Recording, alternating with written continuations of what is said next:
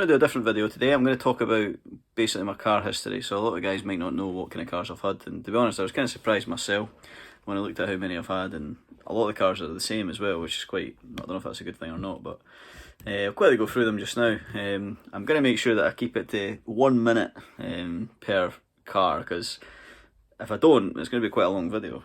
So I'll start a wee stopwatch just in my corner here so I can keep track, but we'll keep it to a minute a car. So first things first, so first car, this is my first car when I passed my driving test as well. So it was a 1998 Citroen Saxo SX, 1.1, the whole 59 horsepower French Baguette Fury. Obviously it's a first car, you don't really care fucking what it looks like, you just want, you know, to drive through McDonald's. So it was the worst colour ever. It was like faded red, fucking pink. But obviously it's your first car, you obviously love your first car, and I had a good bond with it. I was kind of gutted when I had to get rid of it, and I'm sure I didn't even like scrap it until like 2012. I kept it for ages. So yeah, it was a bit of a shame when I had to go, but a lot of good memories in that car. To be honest with you, I would have another one. Like they're really fun. Like they just handle like wee go-karts. I had an power steering. Even had a wee keypad immobiliser that you had to put like basically a password in to get it to start. So it's a bit of a mad one. Like, but so that was the first one. So yeah, 1998 Citroen Saxo. So the next one is my second car actually. It was a 1993 Toyota Supra SZ. So base model Supra, so don't get excited. 220 horsepower it was, but still a second car. You know, when you went from a Citroen Saxo to that, it's quite a jump. For, you know, I was only like 19, 20 at the time, so nice car again. I've had loads of good memories in this one. It was only, like I said, 220 brake, so it felt a bit slow, which is kind of why I didn't really keep it as long as I should have.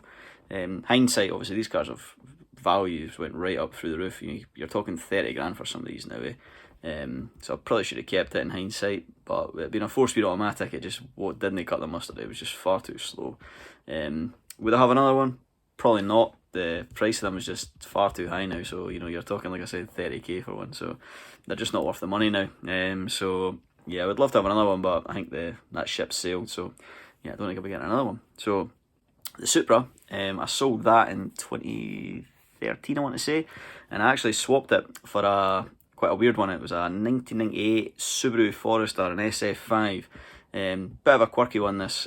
It had an engine swap from something. Don't really know much about it, to be honest. The previous owner had done a lot of the work. It wasn't really the best job, to be honest. It was all nice powder coated and stuff, but it was chocolate. When you came from a really reliable Toyota Supra to this, it was just like night and day, man. This thing just broke down all the time. Power steering pump leaked. It would cut out on idle. It was just loads of things wrong with it. But looking back, it was actually quite a cool car, really practical as well. 4-wheel drive, so it was pretty quick off the mark, and it could go anywhere really. It didn't really have a lock and diff, but it was good. Really practical, and I even slept in the back of it once. I went to my mate's uni flat, and well, I wanted to keep my eyebrows, so you know, I woke up in the back of my car nice and comfy. Just put my mattress in the back. Hey presto. But yeah, I didn't have it very long, probably like 3 months, and then after that, I went back into something a wee bit more practical. So sold the Forester to some boy up north. Bought this wee runabout, so another French car again, so another 1.1 Peugeot 106 this time. It was, again, just something to get back and forth to work, but knowing me, you know, it didn't stay stock very long. I ended up stripping the interior out of it, and basically turned it into like a wee go-kart, try to relive my youth, even though it was only like 3 years after I got my first one. But yeah, it was still like 60 brake, but it was just so light that it just felt really quick and nimble, and the fact that I only paid like 350 quid for this car, so like it was just like a wee thing to bash about the town and not care about. So yeah, it was a pretty fun wee car. Again, I was quite gutted when I had to see it go, but I ended up taking the engine out of it and planned on putting a 16 valve engine in it, but it's just the timing was kind of all wrong, and it sat in my garage for ages with no engine in it, so I ended up just scrapping it, which is a shame. But hey presto, I would certainly have another one. Like, they're class wee cars, like they're brilliant. So after that, this is actually my girlfriend's first car. It was a wee Lupo, an automatic one, and it was a 1.4 16 valve, so it was pretty shit on fuel, to be honest. And we didn't have it very long, and then all of a sudden it started blowing out blue smoke, so probably valve stem seals or something wrong with it. So I ended up putting another engine in this. I ended up just getting a scrapyard engine for like 100 quid and put it in, rather than just try to figure out what was wrong with the other one. So yeah, we had it a wee while.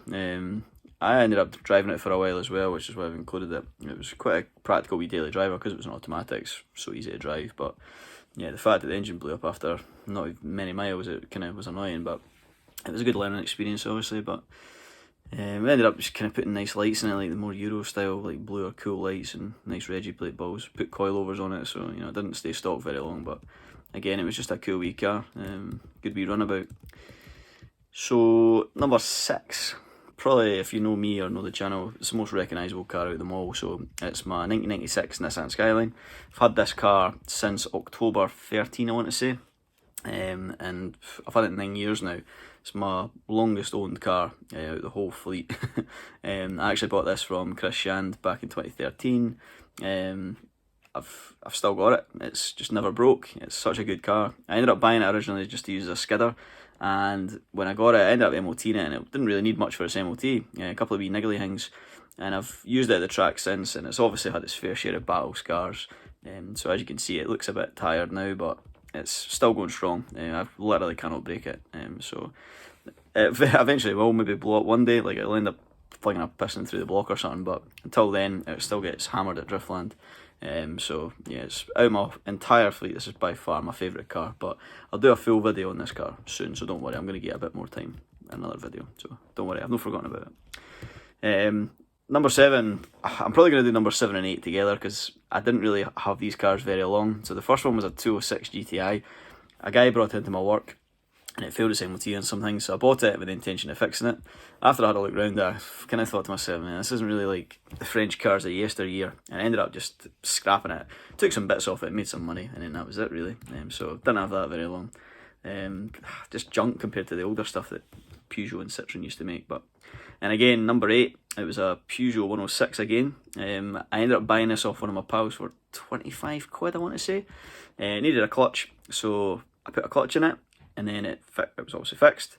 And instead of selling it like a normal person, I ended up driving it straight to like the scrappies and getting like money for it, because back then you used to get quite a good bit of cash for cars. But it was a Friday night, I think, and I just was skint and I really wanted to go out, so I ended up just weighing it in and got like 350 quid for it. So it's pretty stupid, to be honest, but again, didn't have it very long, maybe like a week. Next car, the wee Volkswagen Lupo. So this is a second one. This one was a 1 litre manual. This was actually one of my friend's cars, and it broke down on him. It just wouldn't go into gear, wouldn't drive. So I actually wanted to buy it just for the interior and take some bits off it for Fiona's car. So I ended up just giving him like 80 quid for it. Had a look around it and actually like had a look and see what was actually wrong with it. And it turns out the pedal box was broken, which is a common fault on these actually, believe it or not. So I ended up stripping the entire interior out. There was a lot of labour involved in obviously fixing it, but put it all back together once the pedal box was welded, and it was mint. It drove fine. So good bit of labour obviously, like I said, but the parts were like free, so it was a good wee fix. I had this car for a long time. Daily drove it for ages. I had air conditioning. It got 50 mile to the gallon. Only cost like 40 quid to fill up. Really good car. Great drift support vehicle. And it done me well for many years. I ended up actually selling it back to the guy I bought it off of, which is quite a weird one, but hey ho. So the next one, RX-8 was my 10th car. This is my 10th car, Jesus. I actually bought this off someone I know, one of my mates from school. He bought this, and literally I messaged him that day on Facebook being like, you're going to hate that car. They're so unreliable, it's unbelievable. So I met him uptown one night when I was steaming near Christmas time, and I said to him, how are you getting on with the car? And he's like, mate, I hate it. He's like, it cost me so much money. It was just had to put a new clutch in it and all this and that. So I said to him, how much you want for it? And he's like, just give me a couple hundred quid. So I ended up giving him, I think it was like 300 quid for it, I think. Bought it, usual RX-8, it doesn't start for hot, usual pish. So I put a faster starter motor on it. That kind of fixed it for a bit, kind of masked it if you like. And I basically stripped out and used it as a drift missile. Wasn't very good standard, but once you cut the hubs, it was just on chopped springs. It actually drove okay. I ended up getting rid of it though, because it got to the stage where it just wouldn't even start at all. So I ended up, getting rid of it. But there's a cool couple of photos from drifting where it looks really happy. So I had a good laugh with it. Car 11 was actually my mate Greg's car. Greg bought this as a skid car, and I helped him, do all the drift stuff to it, like hydro, coilies. And then Greg moved to Australia, so he had the car for sale. It had a fucked engine, but I bought it anyway with the intention of replacing it. So bought it. put a new engine in it, obviously an M52, and then it worked fine. I actually used this in the Driftland Bash twice, 2015, 2016. Good car. You know, I'm not a massive, believe it or not, I'm actually not a massive E36 fan, but you'll be surprised in a minute when you see how many I've had. They're great cars at Skidding, there's no denying that, they're class, but the price of them now is just through the roof. So this is back when you used to pick them up for 500 quid. So they were disposable assets back then, but after the 16 Bash with Luke Fink, the car kind of was just all fucked. Like, it was actually like bent at the back, snapped a shaft and everything. So after that, just retired it and took the bits off it for another car. So yeah, I lived a good life. Next one, this is my famous compact. Famous because I ended up flipping it on its roof. I actually bought this car for 100 quid from Craig Harper. He used to do compact cup, and he probably had a few cars left over, and he literally just wanted rid of this stuff one day, put it up for sale, and within like, he must have put it up, and I straight away messaged him and be like, I'll take the car. Got it.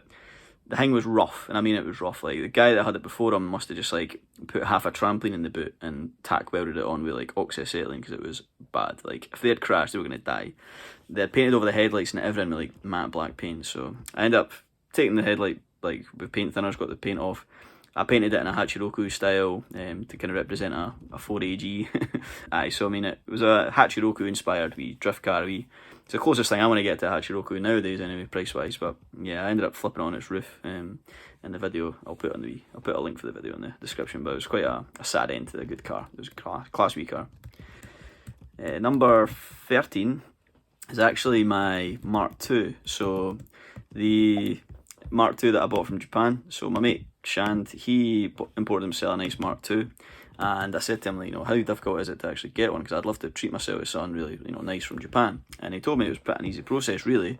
So I ended up sending my money to some Brazilian guy who stays in Japan. I ended up sending him US dollars, and it felt really dodgy. It wasn't really reassuring, but 8 weeks, 10 weeks later, I ended up getting myself a nice Mark II. I went for a JZX 110 just over any other car, like any other Mark II, like the older ones. I just fancied kind of something a bit different, because everyone had a Mark like 10, a JZX 100 at the time, so never really seen many Mark 11 X chassis, so went for that. Really clean car. It had like 80,000 miles, grade 4 I think it was, and I've done a lot of the stuff since to the car, which I'll cover in another video, but I've still got this one as well, so like I said, I'll cover that in a new video, but it's currently running like 440 brake, so it's a well-spec'd car now. Car 14, sorry. Car 14, it's an E36 coupe, so I bought this for 350 quid. It was originally a 316. Ended up putting a lot of the bash car stuff into this car, so the engine went in it, coilovers, the wheels. Ended up getting a wee tidy up, like painted the grille black, amber corners, and it was quite a nice looking car. I tried to keep it a full interior as possible. Used it at Driftland for a wee bit, daily drove it for a wee bit. It was a good car. I had a 338 diff in it, and it was fairly well equipped. I ended up selling it for like pennies because someone crashed into the door, and I tried to put a new door on it, got the door on it, but then the handle wouldn't like go in, and I was just getting really frustrated. I ended up having a rage quit. Ended up selling it to Scott Smith for like 200-300 quid, I think, which unheard of now. Like for a straight 6 E36, you wouldn't get that. So you pay that for an engine now. So that was a sad ending. Next one, number 15. So this is a E90 320. Shit car really. It was, Fiona bought it as a kind of daily driver to replace her Lupo. It was really shit on fuel. It burned oil like all the time. It would smoke. There was something alright with it. Got it all checked over, but the timing was all fine because these are usually bad for doing chains. But the chain was mint. Didn't really have anything wrong with it, but it just picked and chose when it randomly started smoking. But I think it was short journeys. Just didn't like just kill cars. So I think that's what it was. But ended up selling it for like £1,000. So she didn't have it very long, to be honest. Ended up replacing it with something else, but it was a cheap enough car for what it was, and I used it for a bit to go back and forth to work, because it was an automatic, so it was nice and easy to cruise about in, but it just wasn't really my style. I had 19-inch MV4s on it, so it was, you know, the alloys are really bad for cracking it. So again, I cut your losses and get rid of it while you could. So yeah, we didn't have it very long, so sold it for about £1,000, I think. Car 16, so this was my 318 Ti that I bought. So I was actually on a training course down south through my work, So I was on a training course near Harlow, which is just above London. And when I was down there, I had a wee nosy at the adverts on like Gumtree and Auto Trader just to see if there was any cars kind of lying about. And luckily there was one in Clacton-on-Sea, which was 350 quid, 318 Ti. So I went and seen it, the car was fine. So I drove all the way home from Clacton-on-Sea. It was about 8 hours, took me. And the car was mint, engine was fine. The heating matrix was a bit like pernickety, I think it was blocked, so it didn't really blow amazingly hot air, but the head gasket wasn't fucked or anything like that, the usual BM stuff. It was actually robust. Had it for a wee while, ended up lowering it on like D Faulkner springs, like 4-inch lowering springs, like 4-inch springs, and it was on its arse and it looked minted. And interesting fact, Chris Shand actually has this car now, but it's got an M52 in it, so I know, it's disgusting, I know. Try to tell him that, but...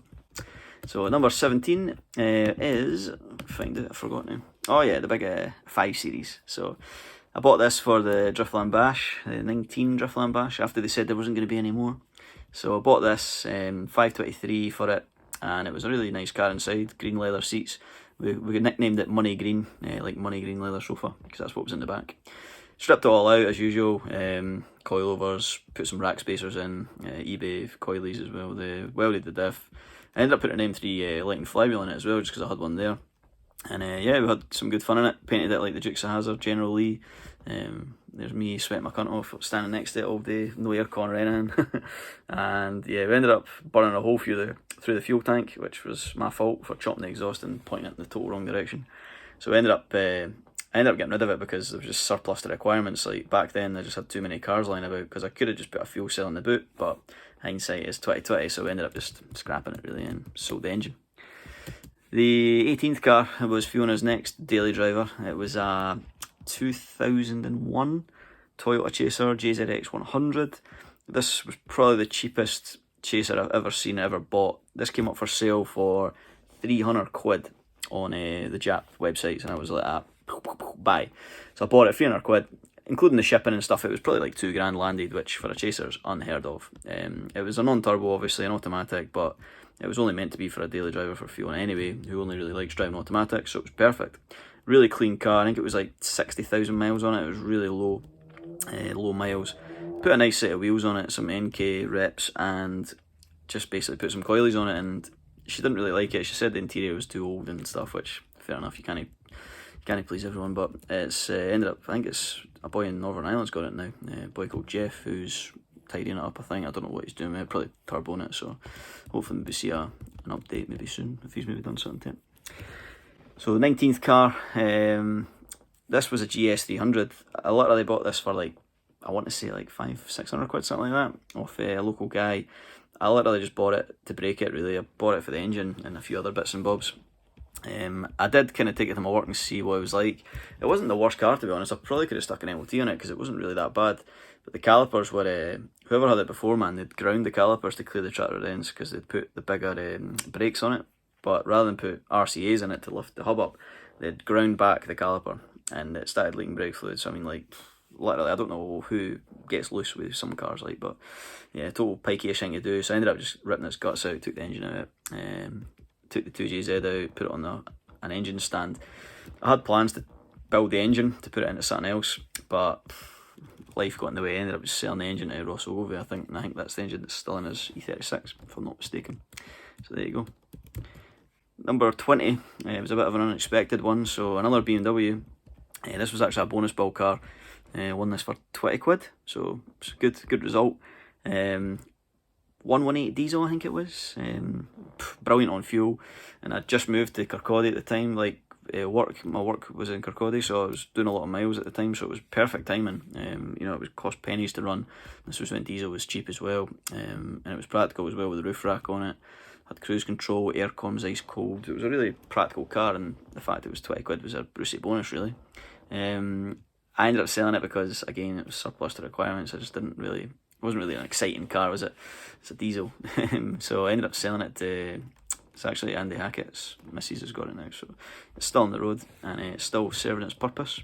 I actually, I'm sure it's got like a straight pipe on it because the exhaust was blowing, so I ended up just putting like a straight pipe on it, and so it sounds minted. It's really, really loud. Car 21. This was Fiona's next car because she didn't like the Chaser, so I imported this 110 Mark II. This is a GX 110 though, so this has a 1G engine, which was a bit better on fuel, which was one of our main gripes as well. So I bought this for a pretty good price. It was really clean as well. The alloys had just all been refurbished, so I kind of thought to myself, it must be a really well looked after car. Bought it, I'd only done, I want to say it was really low miles. I'm sure it was like 60,000 kilometres, but that's a total guess. Ended up buying a Vertex kit for it. I actually had the Vertex kit for my white Mark II, but I didn't want to put it on. So I put it on this, got it painted, and it actually looked minted with the kit on it, lowered with the wheels. It looked amazing. Used it as a daily driver for a bit myself because she didn't like it again. So I ended up using it for a bit. Ended up selling it because I just had too many cars lying about. I was going to skid it, but it would only be like the first bit of impact would just make that kit shit itself. So I got rid of it while it was clean. So car 22 was this Nissan Skyline. So it was a 4-door HR34. So it's a 2 litre, which was the main reason I got rid of it. It was a really cheap car. It was 700 quid plus shipping. So for a Skyline, that's cheap. Bought it. It was really clean. It had one tiny wee bit of rust at the boot, where the back boot well pocket is. So I mean, I could have probably got someone to fix it. My intentions were to manual it, but I bought a gearbox for it and everything, but I ended up just selling it because, like, well, I don't know, I really wanted the white one. That was my main gripe. Was the silver just wasn't really my thing, but for the price I couldn't say no. My intention was to buy another one, but the price of Skyline just shot up overnight kind of thing, so I ended up never really buying another one. So I kind of regret selling this car a wee bit, but the 2 litre RB20E and them is just useless. You can't do anything with it, so yeah, let it go. Number 23 was the Toyota Alphard. So I bought this in May 2020, so just when COVID was a thing. I kind of thought it was a good time to maybe start a camper van project, so I bought this 8-seater with the intention of taking the seats out, making it a camper van. So I ripped the 8 seats out of it, went about buying all this stuff, so like ply-lined the floor, got like a streamlined bed, seat and a bed combo, got a nice 12-volt domestic fridge, and the units. My uncle helped me build the side unit and done like a side camper conversion really. I've done a lot of the work myself. My uncle helped me with the unit, the wood stuff, because I'm not really that good with MDF or wood. And yeah, done a no bad two job, I think, in my opinion. It doesn't look too bad. The solar panels were an absolute nightmare to fit. Ended up getting like a Thule roof rack and just bolted them to that with exhaust clamps, and that done the job. But yeah, I've been up Glencoe in this thing, Golspie. It's great to just have like a hotel on wheels, but I'll do a separate video with the camper soon just to kind of go over the full in-depth tour. Car number 24 was another bonus ball car, another BMW as well. I never seem to win any decent cars through a bonus ball. I've been picky like, but this was 9 quid and it was a 318i. I literally had it for like 2 weeks. I drove it to work for a bit, MOT'd it, and then I ended up just bonus balling it again. Got some money for it. I got like £1,000 for it, so I couldn't complain. It went towards my camper van really. So yeah, it was, well, it's just a 318i in it. Interesting story about this car. I actually had it at my work. I took it to work, obviously, like I said, and then it started to snow really heavily, and it only had like budget tyres on the back, summer tyres as well, and it obviously has an open diff. It wasn't like a sporty version or anything like that. So literally, I'm stuck at work, absolutely pelting down with snow, and I had to drive that thing home with budget tyres, open diff. Yeah, it was a nightmare, but I made it home, and yeah, some guy from Burkeedon won it, I think. So you never know, might see it about, might be scrap, who knows. So number 25 is the Honda Acti. So you probably recognise this car from the channel if you've watched it. I wanted one of these for a long time, like a really long time, and one came up in January 20, so I bought it. Don't regret it at all. Like, it's such a fun wee truck. I've obviously put some nice wheels on it now, spruced it up a wee bit inside, because it was a work truck. Now it's more like a kind of leisurely utility truck that I use sometimes, but it's good just to take the driftland, shovel the wheels in the back.